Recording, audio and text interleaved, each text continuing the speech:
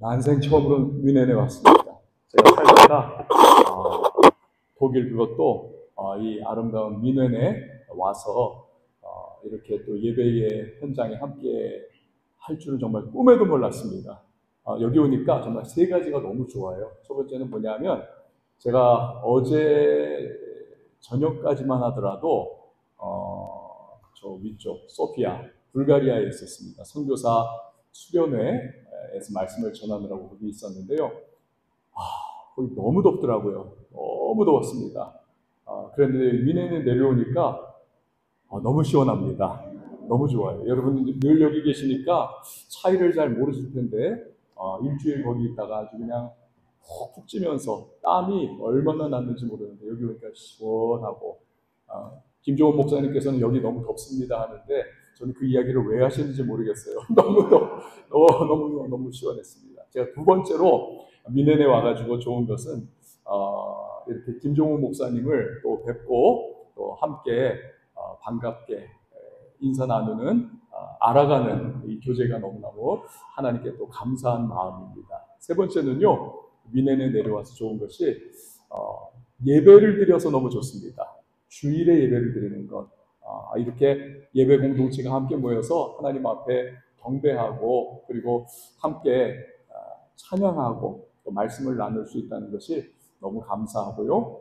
그래서 생각을 했어요. 예배를 드리면서 우리는 하나님 앞에 정말 창조되되 예배하는 존재로 창조가 된 것이 맞구나 생각을 했습니다. 여러분 오늘 저도 그렇고 여러분도 그렇고 우리가 함께 서로 간에 피차 은혜를 주고 나누면서 하나님 앞에 예배하는 기쁨을 또 그 영광을 우리가 함께 누리는 복된 주일이 되었으면 좋겠습니다.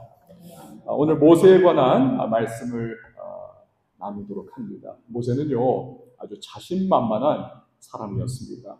근데 애굽의 공주의 양아들로 입양이 되지 않았습니까? 그래서 애굽의 모든 학문과 문물 그리고 용맹한 그러한 뭐 이렇게 칼 쓰는 법이라든지 전쟁하는 법이라든지 모든 것 그 당시에 가장 최강대국인 슈퍼파워 이 애굽의 모든 것들을 다 습득을 한 사람입니다.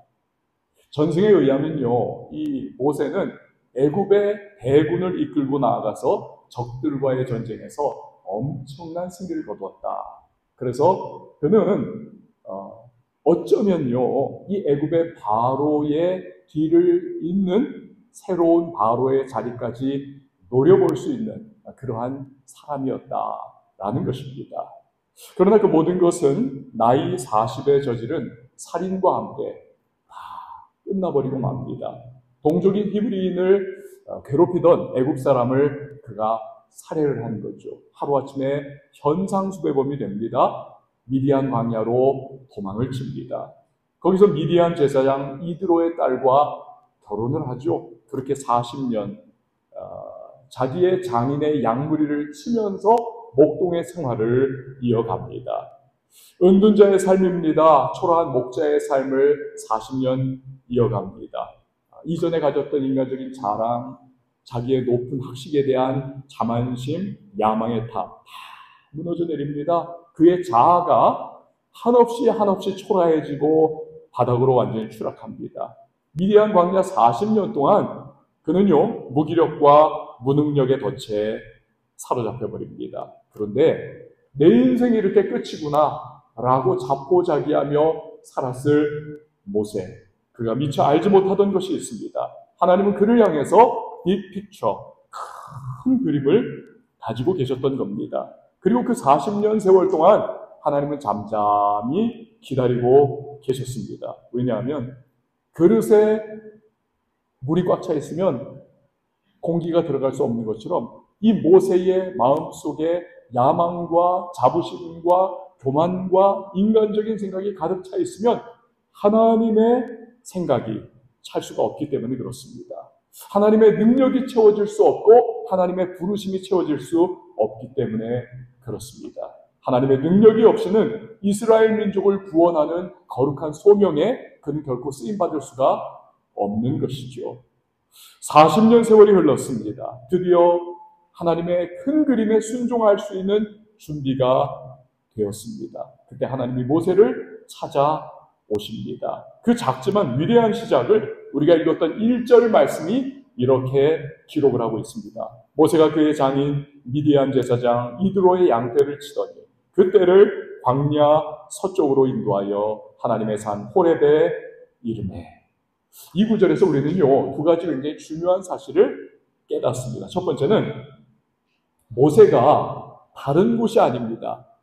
그 조용하고 아무 소리 들려오지 않는 그냥 양 무리만이 에에 하면서 우는 그러한 적막한 광야에서 하나님의 인도하심을 받았다는 것입니다.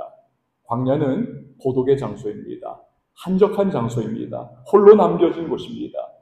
특별히 모세에게 광야는요, 이전에 40년 세월 동안 그가 누렸던 애국 왕궁에서의 그 왁자한 풍류의 소리, 음악의 소리, 자신을 찾아오는 수많은 사람들의 소리, 번잡한 소음이 완전히 사라진 곳이 광야입니다.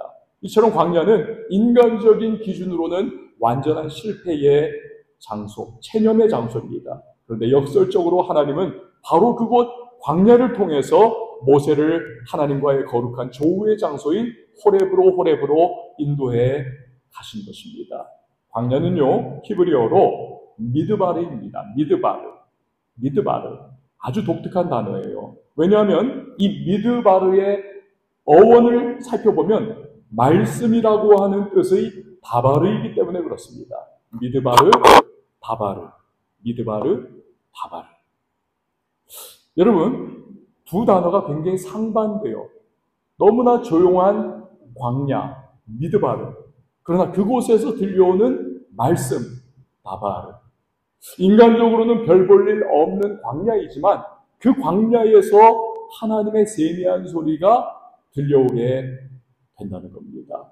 그래서 인간적으로는 너무나 보잘것없는 장소인 광야이지만 그 광야가 하나님의 말씀이 들려오기에 영적으로는 너무너무 특별한 것이죠. 여기서 우리는 하나님이 누군가를 찾아오실 때 주로 언제 찾아오시는가, 어떤 상태에서 찾아오시는지를 알 수 있는 것입니다. 인생의 실패와 좌절과 더 이상 내가 할 수 없는 불가능에 직면한 소위 인생의 광야죠. 미드바르. 이러한 상황이 됐을 때 하나님께서는 우리의 마음속에 세미한 음성으로 나바르, 말씀을 주시는 것입니다. 왜냐하면 모세가 그랬듯 내 생각이 내 마음에 꽉 차 있고 인간적인 자부심과 자아와 자랑이 내 안에 꽉 소음으로 차 있으면 하나님의 세미한 음성이 들리지를 않기 때문에 그렇습니다.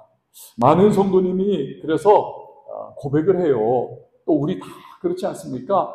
내 안에 그냥 번잡한 세상 생각과 인간적 소음이 가득 찼을 때는 하나님 말씀 들리지 않습니다. 그러나 실패의 자리에 떨어지고 그래서 주변에 아무도 없고 들려오는 소리 이제는 다 끊어져 버린 인생의 광야에 놓일 때 미드바르, 그 상태와 그 순간 그러한 삶의 정황 속에서 하나님의 말씀인 바바르, 그 세미한 음성이 우리에게 들려오는 것입니다. 나는 아무것도 할 수 없습니다. 내 주변에 아무도 없습니다. 내가 의지할 것 세상에는 없습니다. 고백할 때 하나님의 말씀이 들려오기 시작하는 것입니다. 여러분, 우리는 지난 시간 동안 코로나 팬데믹으로 인해서 많은 고초를 겪었습니다. 우리 인간적인 자아와 우리의 교만함이 하늘 높은 줄 모르고 있었던 우리의 생각들이 다 무너지는 시간이었습니다. 뭘 해보려고 해도 안 돼요. 만나려고 해도 만날 수 없습니다. 가보려고 해도 갈 수 없고 하늘길 막혔죠. 땅길 막혔죠. 인간관계가 단절되는 그러한 상황들을 우리는 경험하지 않았습니까?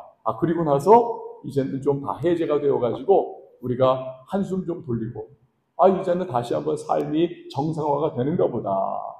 그러나 어떻습니까? 경제적으로 굉장히 불확실성의 시대가 되었습니다. 정치도 답답합니다. 러시아와 우크라이나의 전쟁이 우리의 마음에 먼 곳에서 일어나고 있는 것이기는 하지만 불안함을 줘요. 불안함을. 이러다가 지금 우크라이나가 또 러시아를 치고 들어갔는데 본토를 공격하고 점령을 해갔는데 이러다가 러시아가 지금 이러다 핵이라도 터뜨리면 이거 어떻게 합니까? 3차 대전 이거 터지는 거 아니야. 이러한 막연한 두려움도 생깁니다. 또 중동에서는 이스라엘과 하마스 간의 전쟁이 지금 막 벌어지면서 중동 전쟁이 또 거대하게 터지는 거 아닌가 그런 생각을 해보기도 합니다. 그럼 뭐 정치와 세상에 돌아가는 상황만 그렇습니까? 우리 개개인의 삶은 또 어떻습니까? 우리 역시도 오만 가지 문제에 휩싸이고 자녀 키우는 어려움들, 이민 생활의 고단함들, 인생의 문제들, 앞날에 대한 염려들 우리는 여전히 끌어안고 살아가고 있습니다. 우리는요, 하나님이 부르시는 그날까지 우리는 인생 광야길을 걸어가게 되는 것입니다. 그런데요, 이때야말로 우리를 향해서 큰 그림을 가지고 계시고 광야, 미드바르의 한가운데에서 우리에게 세미한 음성으로 말씀하시는 하나님의 그 나바르, 그분의 말씀을 우리는 들을 수 있어야만 하는 것입니다. 우리가 이 1절에서 깨닫는 또 한 가지가 있습니다. 그것은 하나님께 쓰임받는 사람의 태도가 무엇이냐는 거예요. 쓰임받는 사람의 태도. 여러분 지금 모세를 보면 굉장히 희한합니다. 이 사람은요 지금 40년 동안 내 양도 아닙니다. 장인어른의 양을 치고 있습니다. 아까 우리 목사님하고 교회로 오면서 그 이야기를 들었습니다. 자녀들이 이제 뭐 대학 들어가게 되든지 아니면 직업에 그러한 현장으로 나아가게 되면 부모로부터 이제는 생활이 완전히 독립이 되고 내가 벌어서 내가 쓰고 다 한다는 거죠. 한국은 뭐 이제 아직은 대학교 가도 부모가 대줘야 하고 이제 문화가 좀 다르잖아요. 그렇지만 여기는 어떻습니까? 완전히 이제 독립된 생활을 하는 거 아닙니까? 하물며 독립한 지 10년 되고 20년 되고 30년 되면 이제는 뭐 내 삶을 꾸려야죠. 그런데 모세를 보십시오. 40년 동안 여전히 장인어른의 양을 치고 있습니다. 독립을 못한 것 같은 거예요. 여전히 장인어른의 경제적인 이러한 영향력 가운데 그는 살아가고 있는 것입니다. 여러분 한번 생각해 보세요.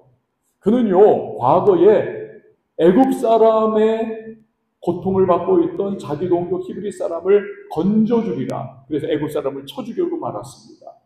그런데 히브리 동족들이 자기를 환영해주고 야, 너 참 우리 편에 서 있구나.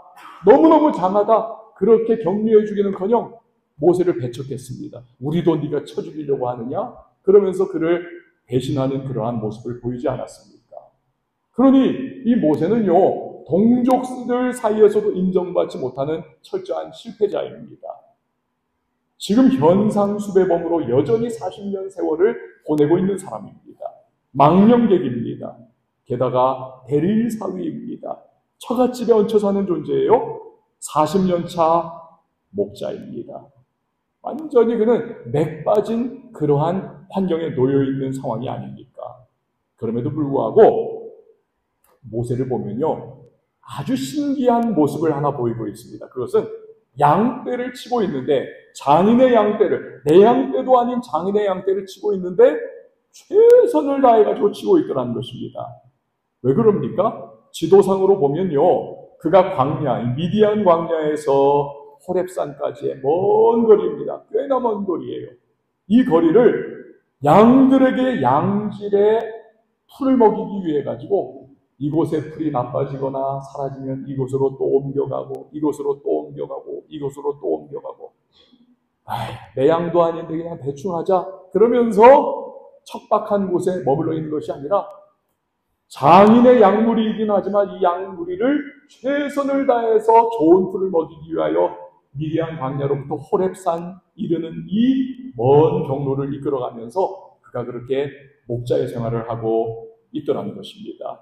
그리고 결국 호렙산까지 가서 거기서 하나님을 그가 만나게 되는 것입니다. 여기서 깨달아야 할 것이 있습니다. 하나님의 큰 그림, 우리를 향한 빅피처가 있습니다. 그런데 그 안에는 때로 좌절도 있을 수 있고 실패도 있을 수 있고 실망스러운 환경도 있을 수 있어요. 그 이유를 신명기 8장 2절이 이렇게 우리에게 설명해 줍니다. 이는 너를 낮추시며 너를 시험하사 내 마음이 어떠한지 그 명령을 지키는지 지키지 않는지 알려 하십니다. 우리를 낮추고 겸손하게 만들기 위해서, 또 우리가 그런 상황 속에서도 하나님의 명령과 말씀을 우리가 붙잡고 나아가는지를 하나님은 보기를 원하신다는 거예요. 이것을 역으로 뒤집어 설명해 보면 우리가 어떠한 상황에 처하더라도 그 안에는 하나님께서 가지고 계신 우리를 향하신 뜻이 있다는 것입니다. 그러므로 우리는 답답한 현실, 인생의 광야 가운데 놓여 있는 상황 속에서라도 모세와 같이 내가 해야 할 최선을 다해야 한다는 것을 주님이 우리에게 말씀하고 계시는 것입니다. 여러분, 우리를 향한 하나님의 큰 그림 안에는요, 이런 내용도 있을 수 있고 저런 요구도 있을 수 있고 우리를 향하신 이런 뜻도 있을 수 있지만 그 중에 없는 것이 한 가지가 있습니다. 하나님의 큰 그림 안에 없는 것이 무엇인가? 게으름이라는 것이 없습니다. 대충 살아가는 것, 그런 거 없습니다. 성경 어디를 봐도요, 하나님께서 쓰신 사람을 보면 정말 최선을 다해서 살아왔습니다. 최선을 다해서 열심히 삽니다. 마음을 다해서 자기의 자리를 지킵니다. 그러다 주님으로부터 부름받는 것을 봅니다. 베드로를 보십시오. 그는 밤새 그물질하고 투망을 던졌지만 한 마리 잡지를 못했습니다. 그렇지만 그럼에도 불구하고 그냥 대충 하다 이제는 뭐 물고기도 못 잡고 그만해야지 하면서 빈둥빈둥 해변가에서 놀다가 예수님 만난 것 아닙니다. 밤을 새워가지고 그 어망을 던지고 물고기 잡기 위해서 땀 흘리고 쫄딱 밤을 새는 그 과정 속에서 그러나 한 마리 잡지 못했지만 가장 귀하신 예수님을 그 열심을 다하는 모습 속에 그는 자기를 불러주시는 예수님을 만나는 것입니다. 여러분, 코로나 팬데믹 이후에 많은 사람의 삶이 무너졌습니다. 독일은 제가 사실은 몰라요. 그러나 독일도 사람 사는 곳인데 마찬가지 아니겠습니까? 경제가 힘들어지고 한국은요 더 말할 필요 없습니다. 상가들이 공실이 너무 많아요. 빈 오피스들이 너무 많습니다. 저희 교인들도 경제들이 다 어려워지고 먹고 살기 힘들고 하소연을 많이 해요. 목사님 너무너무 힘듭니다. 너무너무 어렵습니다. 답답한 현실이 계속됩니다. 그렇지만 여러분, 한국도 그렇고 이곳 독일에서도 그렇고 저도 여러분도 우리가 놓여있는 이 상황 속에서 우리 정말 최선을 다해 살아가는 우리 모든 성도님들이 되실 수 있기를 바랍니다. 때로는요, 우리의 앞길이 막막할 때에는 너무 멀리 바라보는 것 별로 도움이 되지 않습니다. 한 걸음 한 걸음이에요. 앞에 놓여있는 한 걸음, 또 앞에 놓여있는 한 걸음, 그 한 걸음을 내디디면 하나님께서 그 다음 걸음을 내디딜 수 있는 힘을 주실 겁니다. 그 한 걸음을 내디디면 또 하나님께서는 또 다음 걸음을 내디딜 수 있는 힘을 주실 겁니다. 찬송가에 그런 거 있잖아요. 한 걸음 한 걸음 주 예수와 함께 날마다 우리 걸어가리. 한 걸음 한 걸음이에요. 한 걸음 한 걸음. 그렇게 계속해서 나가면 되는 겁니다. 무엇보다도 우리는 이 한 걸음 한 걸음이 무의미한 걸음이 아니라 이것이 거대한 나를 향하신 하나님의 큰 그림을 이루어가는 과정이라는 사실을 믿는 믿음으로 그 한 걸음을 내디뎌야 하는 것입니다. 그 믿음 안에서 걸어가면 여러분, 우리의 삶을 향하신 하나님의 그림은 반드시 이루어지는 때가 다가오게 될 줄 믿습니다.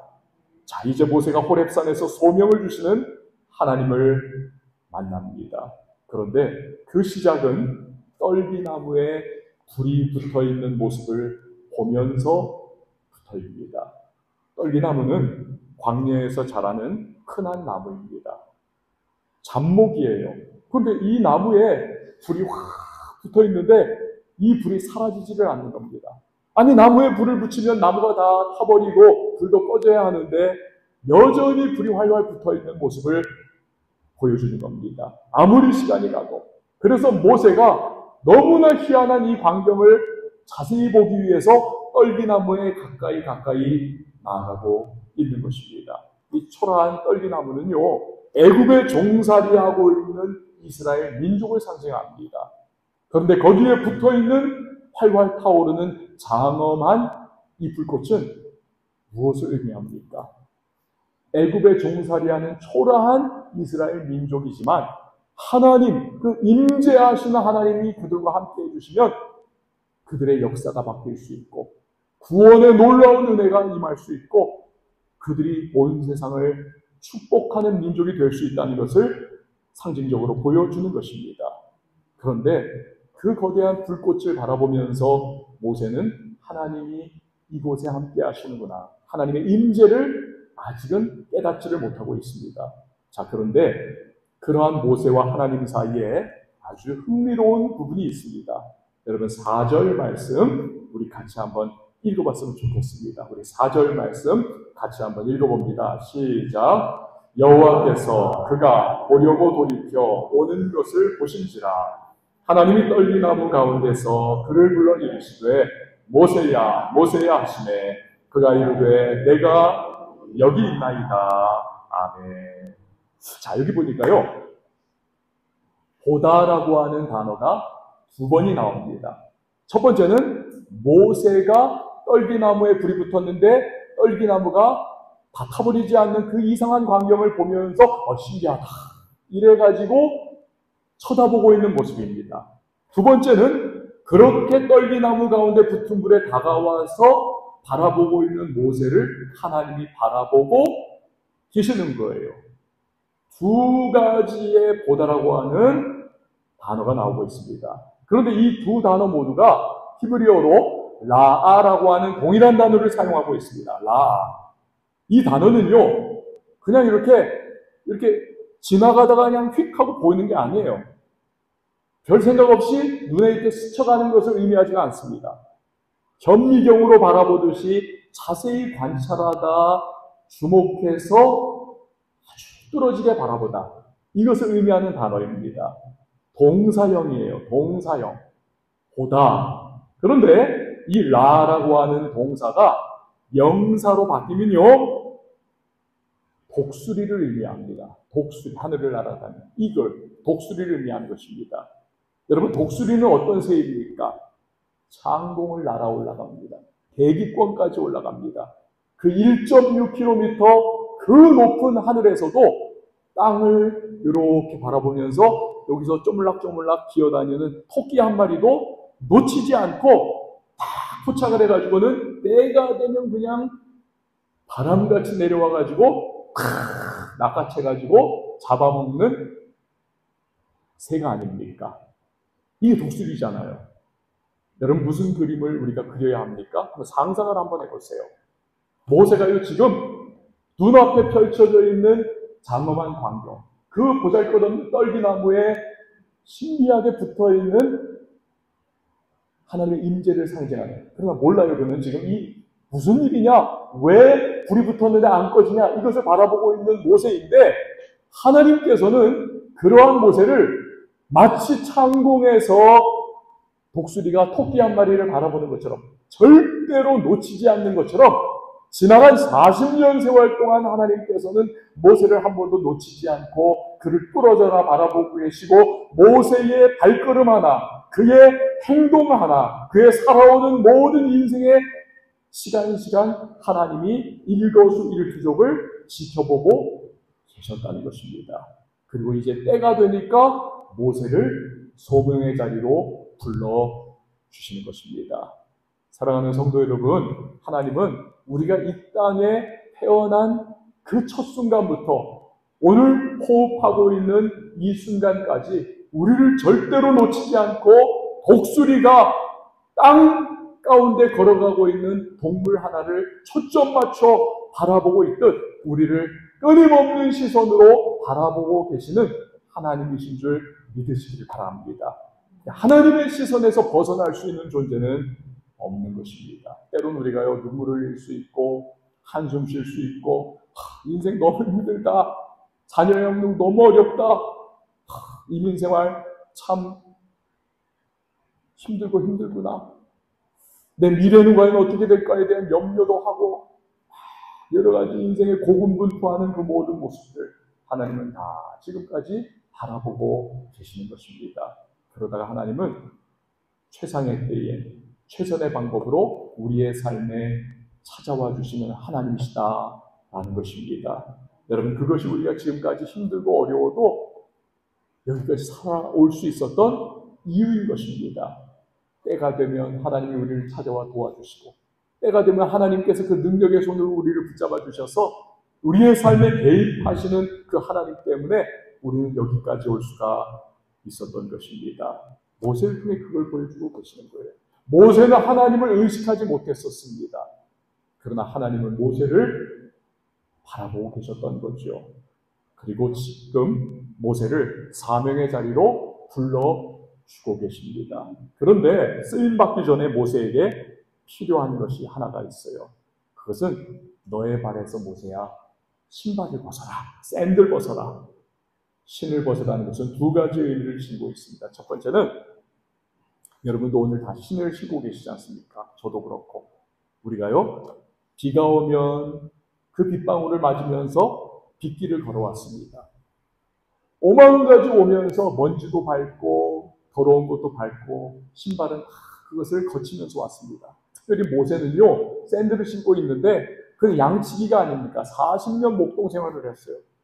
그러니 모세의 가죽 샌들에는요, 양의 똥이 묻어있죠, 양의 오줌이 묻어있죠, 오만가지 하여튼 여러 가지 오염된 더러운 것들이 다 묻어있는 것입니다.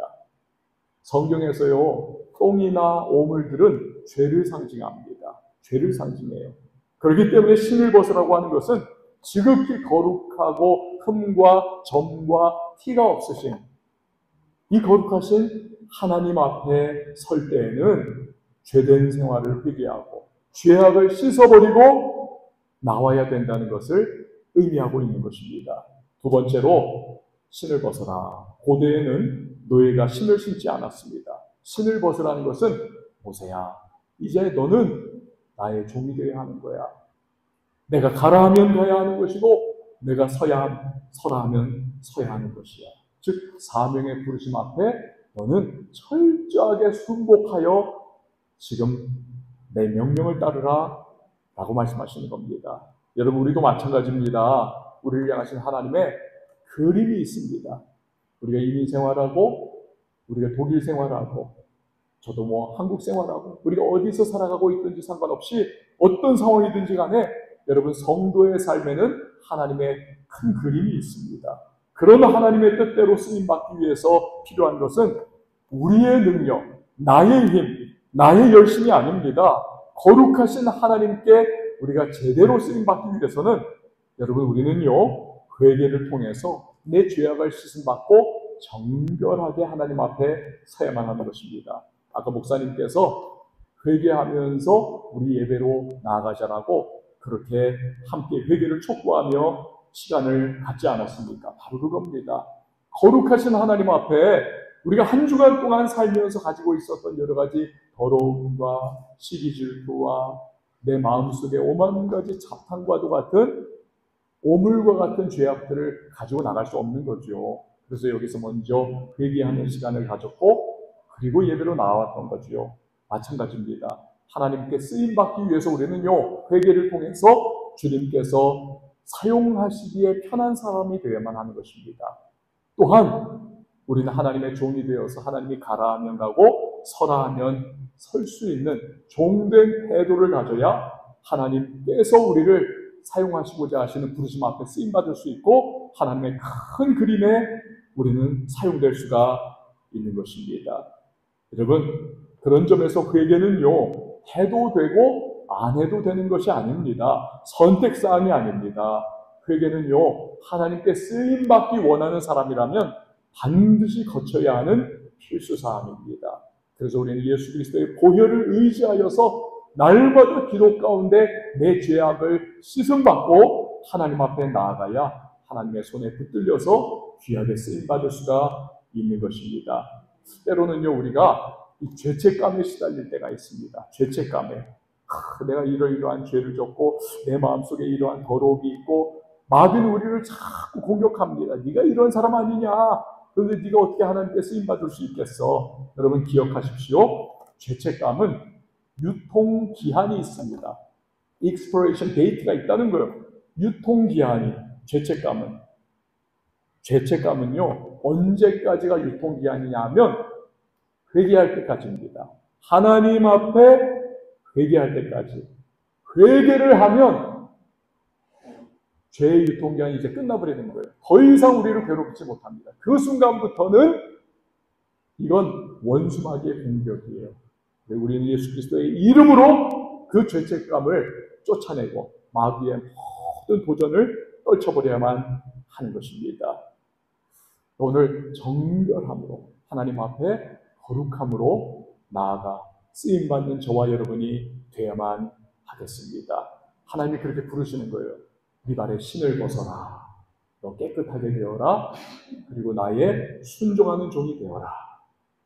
그리고 모세를 이제 소명의 자리로 불러서 430년 동안 애굽에서 종노릇한 이스라엘 민족을 해방시키는 구원자의 사명을 주시는 겁니다. 근데요, 여러분 40년 동안 목자 생활하고 그렇게 무기력함과 무능력에 철저하게 무너져 내렸던 모세이기 때문에 실감이 안 되는 겁니다. 혼란스러운 것입니다. 내가 지금 가도 내 동족이 과거 40년 전에 나를 배척하고 나를 배신했는데 그들이 나를 받아줄 것인가? 이 부분도 쓰디쓴 기억으로 떠오르는 겁니다. 그래서 모세가 무언가 하나님이 주시는 확증이 필요한 거예요. 그래서 한 것이 뭐냐면 모세가 하나님의 이름을 묻습니다. 하나님, 하나님의 이름이 무엇입니까? 저들이 야 네가 만난 그분의 이름이 뭐냐? 라고 물으면 제가 하나님의 이름을 뭐라고 대답을 해야 합니까? 그래서 하나님께서 대답해 주세요. 스스로 있는 자가 나를 너희에게 보내었다라고 너 그렇게 말을 해라. 여러분, 히브리 사람들, 즉 이스라엘 사람들에게 있어서 이름이라고 하는 것은 그냥 이름이 아니에요. 제가 길요나입니다. 여러분이 저를 부를 때는 길요나 목사라고 부르면 되는 건데 이 히브리 사람들, 이스라엘 사람들은요, 이름 안에는 그 사람의 삶이, 그 사람의 인격이, 그 사람의 전 존재, whole being이 그 안에 담겨 있는 것입니다. 그래서 고대에는요, 파견을 나아갈 때 사신이라든지 종은 자기 주인 또는 임금의 이름을 가지고 가는 겁니다. 그래서 상대방을 맞이할 때 나는 아무개 임금님의 사신으로 왔습니다. 나는 아무개 주인님의 종으로 왔습니다. 라고 말을 하는 거예요. 그러면 상대방은 이 사람을 그 뒤에 있는 그 주인으로 또는 그 임금님으로와 같이 맞이해 주는 겁니다. 그 임금의 이름을 가지고 있다. 그 주인의 이름을 가지고 있다는 것은 그의 권세와 능력과 그의 위엄, 이 모든 것을 지금 등에 업고 일을 한다는 것과 마찬가지입니다. 모세가 하나님의 이름을 묻잖아요. 하나님이 누구신가가 물론 궁금하기도 했지만 그러나 내가 이제부터 40년 목동 생활, 40년 망명백 생활, 이거 이제는 다 마무리하고 하나님의 소명받은 사람으로 이스라엘 백성들 사이에 나아가서 애굽 왕과도 대면하여 내가 일을 해야 하는데 그때부터 구원자의 역할을 감당할 때 그렇다면 하나님이 어떤 분이신지, 하나님이 누구이신지, 어떤 능력을 가지고 있는 분이신지를 제가 등에 업고 그 힘을 의지해서, 그 능력을 의지해서 제가 일을 해야 하잖아요. 그래서 이름을 물었던 겁니다. 하나님께서 대답해 주시죠. 나는 스스로 있는 자야. I am who I am. 여러분, 그런 존재는 없습니다. 마이크는 사람이 만들었습니다. 이 물컵은 역시 사람이 만들었습니다. 다 세상 만물은요, 만든 사람이 있어요. 그러나 I am who I am. 하나님만은 스스로 있는 분이십니다. 자존하시는 하나님. 그분만이 능력자이십니다. 전능자이십니다. 그분만이 모든 것을 할 수 있는 분이십니다. 그래서 모세는 이제부터 스스로 있는 하나님, 그 하나님 의지하고 그 하나님의 능력을 등에 업고 그 하나님을 이제는 represent, 대표해가지고 그가 나아가서 사명자의 역할을 감당하게 되는 것입니다. 그래서 여러분, 우리가요, 한 가지 꼭 기억해야 되는 것은 저를 한번 따라해 주시면 좋겠습니다. 한국에서 온 목사 한번 따라해 주자. 그 마음 가지고 저를 한번 따라해 주세요. 하나님을 아는 만큼 담대해질 수 있다.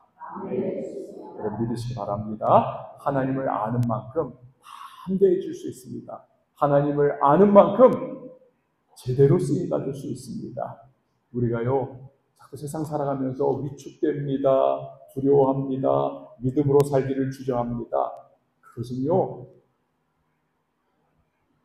결국에 양파 껍질을 까고 하면은 그만한 힘이 남지 않습니까?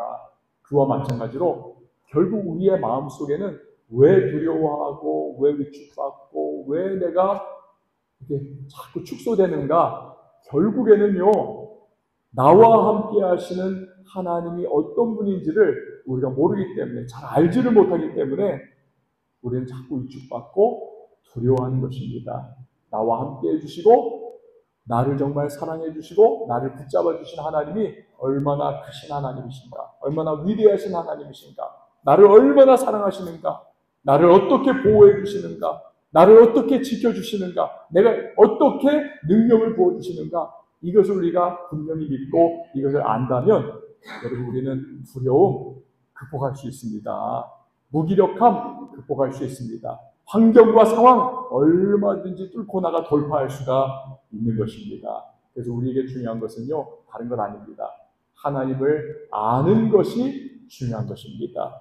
그래서 호세아 선지자는 호세아 6장 3절에서 그러므로 우리가 여호와를 알자, 힘써 여호와를 알자 말씀했던 것입니다. 그렇습니다. 하나님을 아는 지식은 두려움거리, 걱정거리, 염려거리 많은 세상에서 성도가 담대하게 살아갈 수 있는 힘의 원천인 것입니다. 그래서 베드로후서 가장 마지막 구절에서 사도 베드로가 당부하는 것이 하나님을 알아가라는 것입니다. 베드로후서 3장 18절에 보니까 오직 우리 주 곧 구주 예수 그리스도의 은혜와 그를 아는 지식에서 자라가라. 하나님 아는 지식에서 자라가라는 것입니다.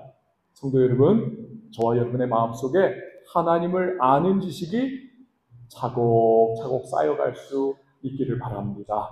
또 하나님을 더 알고 싶은 마음이 우리 안에 계속해서 생겨날 수 있기를 바랍니다. 또 하나님을 아는 지식이 점점 깊어지고 넓어지고 높아질 수 있기를 바랍니다. 여러분, 주님은 어떤 분이십니까? 우리를 너무 사랑하셔서 결국 견디지 못하여 이 땅에 오시고 예수 그리스도의 십자가의 은혜까지 베풀어 주신 하나님 아니십니까? 그분은 오늘도 우리와 동행해 주시는 하나님이신 줄 믿습니다. 우리를 지켜주시고 보호해 주시고 공급해 주시고 힘 주시는 분이 하나님이십니다. 이런 은혜와 사랑의 하나님을 우리가 더 깊이 알아갈 수 있기를 바랍니다. 그럴 때 염려거리 많고 걱정거리 많은 이 세상 우리는 담대하게 살아갈 수가 있습니다. 그리고 우리에게 계획해 놓으신 하나님의 큰 그림을 이루어 나가는 일에 하나님의 손에 붙잡혀서 쓰임받을 수가 있는 것입니다. 아무쪼록 오늘 처음 뵙고 마지막으로 또 뵙는 여러분들이지만 여러분의 삶의 모든 자리에서 하나님의 손에 붙들려서 귀하게 쓰임받는 우리 모든 성도님들이 다 될 수 있기를, 하나님의 큰 그림 안에서 귀하게 멋지게 쓰임받는 여러분들이 다 될 수 있기를 예수님의 이름으로 축원을 드립니다. 기도하겠습니다. 하나님 감사를 드립니다. 우리 성도님들 매일의 삶 속에서 때로는 위축되고 때로는 혼란스럽고 또 두려움과 염려거리 많은 세상을 살아가고 있지만 우리와 늘 동행해 주시고 함께 해 주시는 하나님이 나의 하나님이라고 하는 그 사실을 신뢰하며 하나님을 아는 만큼 담대하게 살아가는 우리 성도님들이 다 될 수 있도록 은혜를 허락해 주시옵소서. 하나님께서 우리를 바라보고 계시고 불꽃 같은 눈동자로 늘 그렇게 우리를 살펴보고 계신다는 사실을 늘 기억하면서 그런 하나님이 나의 하나님이시니 나 걱정하지 않으리라, 두려워하지 않으리라. 그리고 하나님이 늘 나와 함께 하신다는 그 확신 속에 매일 담대하게 살아갈 수 있는 우리 모든 성도님들 되게 하여 주옵소서. 감사드립니다. 예수님의 이름으로 기도합니다. 아멘.